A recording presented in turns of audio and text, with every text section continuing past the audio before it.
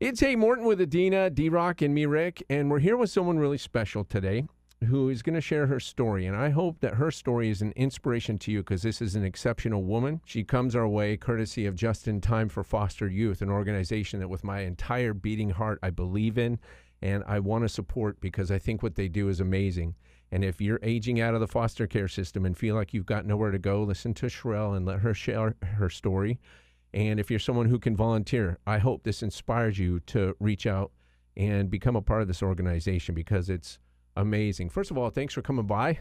Appreciate it. Me. So let's start when you ended up in foster care. So I was living with my dad. I was like at the end of middle school. So how old were you at that age then? Probably like 13. So at 13, which to me may be even more critical age where you need to know that you're safe. Yeah. Oh, yeah. I guess the next part of the story, going towards like my senior year of high school, my dad was heavily like involved in like drugs. Okay. And then I was living with my dad, but he. So what kind of a father was he? Probably best intentions, but when you're substance abuse. Yeah. Yeah. It kind of got hard to navigate that. So then. Talk more about that for you personally in terms of what you witnessed and if you feel comfortable. And not just that, but what you had to do as the oldest because you probably felt like, all right, well, I'm going to have to take care of this situation. I got to look out for my youngers. Yeah, so a lot of the times It's okay, babe. like,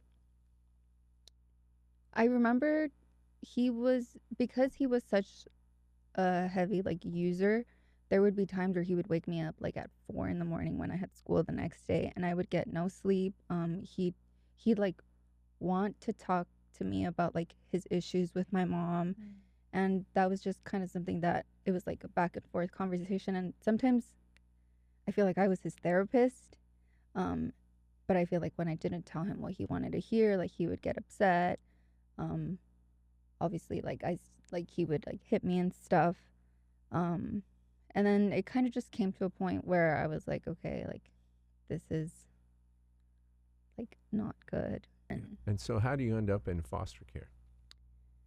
Well, it was because they did, like, a random drug test on my dad, and it wasn't clean. And did all 6 of you get placed? Yeah, we got placed, fortunately, in the same home. Okay, so where do you go from there? Because at that point, you're probably around 17, right? Yes. So I was 17. We were in foster care. There were a few, like, counselors at school that helped me, as well as a few teachers. They kind of understood what I was going through. Yeah. So I feel like I did have a good support system there. But once everything went online, I kind of was just, at least I still had my siblings. And that was, like, the biggest thing for me. Fast forward to, I think it was, like, June. We went back with my dad, but we were homeless in LA, and we didn't really have anywhere to go. We were living in a hotel, my dad and his 6 kids. And our social worker told us that we could go anywhere, like, within the U.S. And now it's June. Did you graduate? I did graduate. So you graduate. Are you thinking about college at this point? I mean, where's your life going at this point? Because if you're in a hotel, it's desperate times. Yeah. We ended up moving to Bakersfield, and I did community college out there for 2 years. We had a business in the transportation industry, but one night when we went to go fix a truck on the Grapevine, and on the way back, me and my dad were in a car accident, and the car, like, went into a ditch. It, like, rolled a couple of times, and when I woke up, he wasn't in the seat next to me. And it was really dark. It was like 9, 10 o'clock, and there was no light. But I kind of looked for him a little bit, and he, like, had already passed away, and he was, like, kind of, like, a few feet away from the car. So he had been ejected, and in the dark, you were able to feel for him and felt him. Did you know he had passed away? You felt for his pulse, and so it took me a while to find him. He was, like, probably, like, 30 feet away from the car. Oh dear. Okay. And he was just kind of laying on his stomach. I turned him around, and he had, like, he had got hit in the face, or, like, in the head. And he was a bigger guy, so I didn't really feel him moving. I think it took me a while to find him because by the time that I like flipped him onto his back, he kind of was already like a little bit stiff. And then I put my head to like his tummy to feel like if it was moving, and then it wasn't. So in the moment, my siblings were still back at home, and I was like, I don't really have time to grieve this. I have to be there for my siblings. Did you call 911 right I away, did. or? I did. I called 911. They came out, and then... Forgive me for asking, because I can't even imagine what it would be like to deal with this. But so in the time it takes them to respond, and you're sitting in the dark off a freeway in Bakersfield, are people pulling over? They may not know the vehicle went off the road? Or They didn't know, because it was an exit. Dear. It was an exit to get back onto the freeway. And so you're there alone with your father, and you just have to spend that last time together. Is that the part that had the biggest emotional impact on you, do you think? Or at what point did you really, because you're probably in shock at that point. I feel like it's something that I'm still kind of healing. I feel like I never really had time to process that completely. Yeah. But I feel like it's a slow healing process. Yeah. And so, yeah, now you're dealing with the finality of all of this, and it happened so sudden, and now you've got to go back and tell your siblings. And how do you do that? So obviously I showed up at home, and they were like, "Where's Dad?" And I was like, "Well, we were in an accident," and I didn't really like know how to tell him like he's gone. And so then what's next? Because now you're the parent at a time when you should just be focusing on getting your education, and you guys are figuring this out. What do you do then? Then we went to live with my uncle. Okay. Let me ask you this then. How young is your youngest sibling? My youngest sibling was, at that time? I would say, probably 6 years old. Okay. Do you get into college finally? Do you make your way to college? What happens next? So I was going to community college in Bakersfield. Mm-hmm. And then it was balancing the business, doing school, and then like taking my siblings to and from school. And then after he passed away, I felt like respectfully, those were not my kids, so I gave them to my mom. Mm-hmm.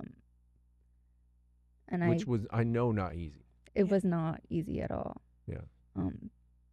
But I was in a relationship. I was right at the about to finish my second year of community college, and my boyfriend, he was like, if you really want to help your siblings in the long run, you need to work on yourself. Originally I was just going to go to CSU Bakersfield. Mm-hmm. But he was like, if you stay here and continue what you're doing here, you're not going to be able to put your 100% into what you're doing.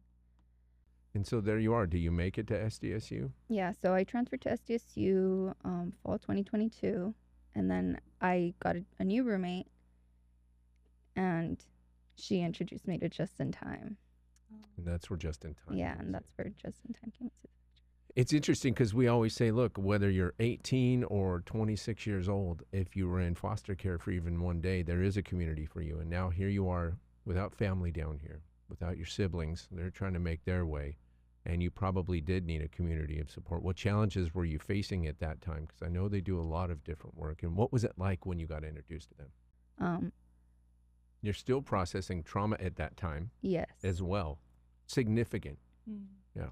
Yeah. So one of the first programs that I did with Just in Time was their Rise to Resilience, which is kind of just ways to better your wellness.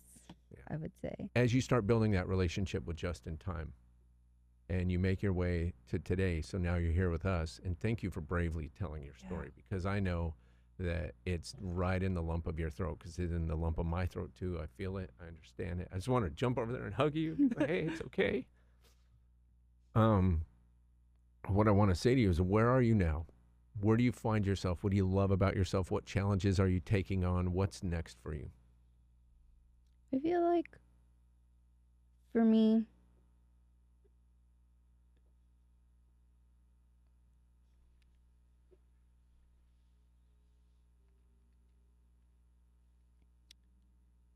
I guess one of the biggest challenges that I'm going through is realizing that I'm where I need to be.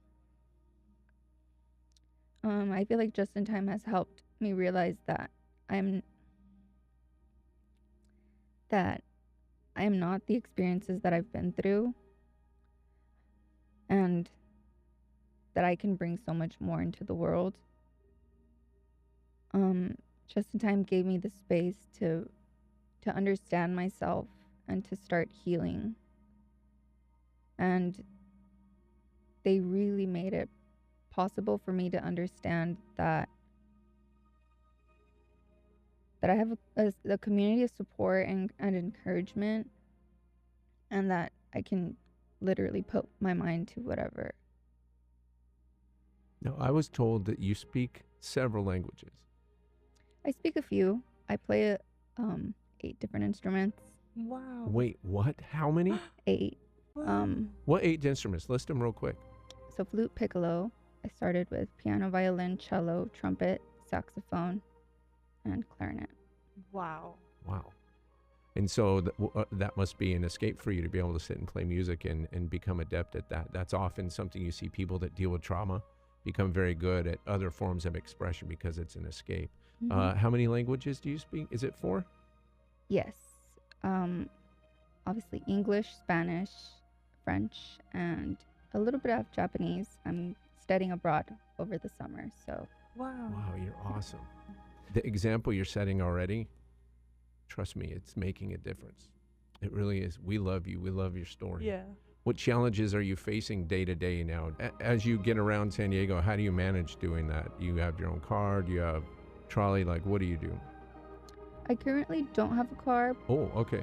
Well, we actually heard about that fact, and there's somebody here that wants to meet you today, and he's coming right now. His name is Rone Isho. He's a special guy. I love him like a brother. And Ronnie, come on in. And Sherell, I know he's been listening to your story the whole time, and he just wanted to talk to you for a second. From Summit Subaru, we're more than just a car dealership. We heard your story. We really want to help our community grow. So we're going to get you your own new Subaru. We got you your own car. It's important that you would take that next step and you have the freedom to do that. Ronnie was talking with me and he told me, he said, this is an incredible person. So the reason you're here today is to get your new car. So we have a car for you, and tell her what comes with the car. So for the next year, whatever you need with that car, oil change, battery dies, you need a tire, you drive over to Summit Subaru, we're going to take care of that. So you've got that covered for you. So you have to get insurance in 30 days from now. Yeah. That's okay. You're going to have to put some gas in it. That's okay. But otherwise, we're going to take care of you. We got your back because you do need to get the next level. You need to get that job. I know you're going to reunite with your siblings, and they're going to become something great because of you too. And we love you for that. Thank you, Summit Subaru, for doing that. Of course. Thank you, Just in Time, for letting me share these stories because I think you're an inspiration. You could have easily at any point in time said, you know what, I give up, I give in, maybe get involved in drugs, or just be somebody who isn't trying to achieve, but instead you kept pushing and pushing. And we're proud of you. We are proud of you. Thank you. You want to go see your car? Sure. It's out front. All right, let's do it. Congratulations, Sherell. Thank you for coming. And there you go. There it is. There's your new car. Congratulations. Yay. Come on in, everybody. All your team came to see you. It's unlocked. Jump on in. That's your car. Open the door and take a look. Oh, there you go. This Subaru Impreza is all yours. It breaks the speed limit. It does it all. So it's amazing. Thank you. This is your car. Thank Ronnie. Ronnie's the one who did it. Come on in. Come check out the new wheels.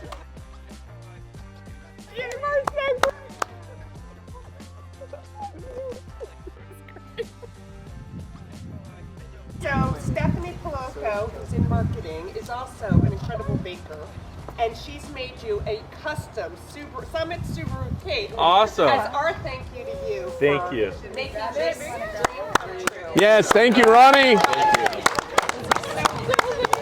Subaru's more than just a car company. You guys will probably hear that over the next year, 2 years, next 5 years, 10 years, that Subaru's not just about selling cars. We have a lot of partnerships with different communities and charities. One of them is Just in Time, and we really believe this was what helps us connect with the community. We're not just there to sell cars, we're there to grow our community and help and try our best to make sure everybody has reliable transportation. I mean, what can you say? What's going through your mind? I'm just really grateful for everyone, Just in Time especially. Yeah. I feel like I definitely would not be where I am if it wasn't for Just in Time. So thank you. Yay! Awesome! All right, see you later.